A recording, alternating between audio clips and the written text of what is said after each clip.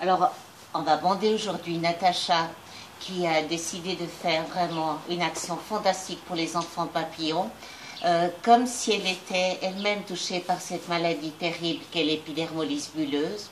Il m'a fallu préparer 50 mètres de bandage pour l'envelopper de haut en bas.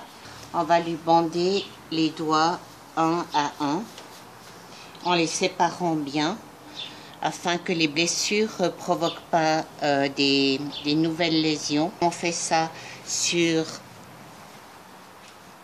le bras avec des bandages anti-adhésifs, parce que si je lui mets des bandages de gaz sur la peau, en les enlevant, je vais lui arracher la peau. Jamais je peux scotcher les bandages directement sur la peau. Donc on doit toujours trouver une solution pour pouvoir les fixer sans qu'il y ait de scotch adhésif.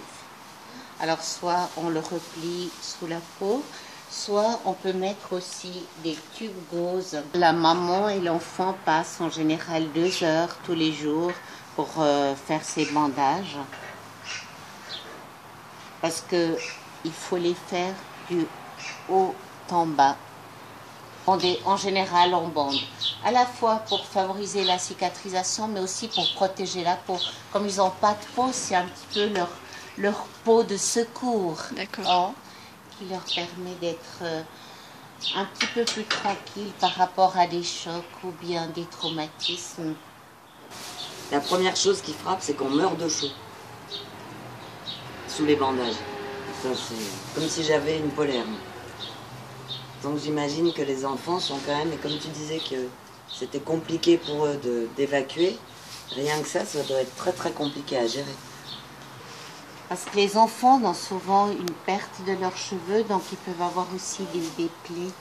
Mais en principe, pour éviter qu'ils soient trop marginalisés dans leur vie de tous les jours, on ne va pas énormément les bander dans les parties sur la tête. Parce...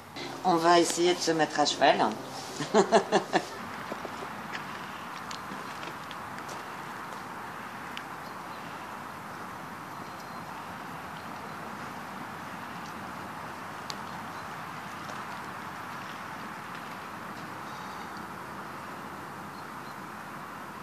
Voilà, alors pour moi c'est très bizarre parce que là j'ai aucun contact avec la peau de mon cheval par exemple, tout bêtement.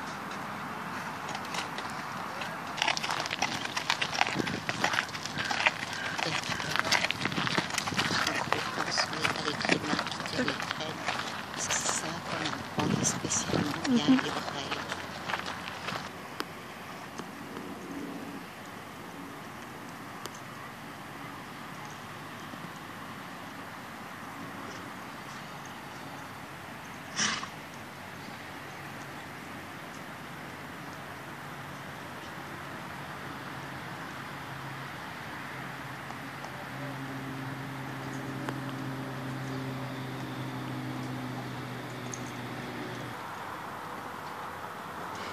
Toutes les sensations sont en fait changées d'une épaisseur, c'est-à-dire que je suis plus loin des rênes, plus loin de la peau du cheval, plus loin de tout, j'ai pas du tout la même sensibilité.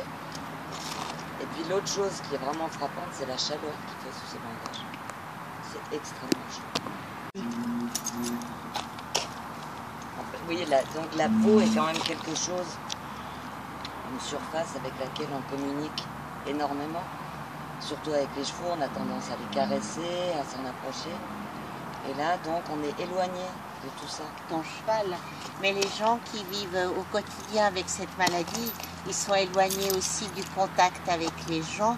Parce que quand on n'a pas une peau, on n'existe que partiellement. Et puis c'est quand même l'image de son corps entier qu'on transmet à travers la peau.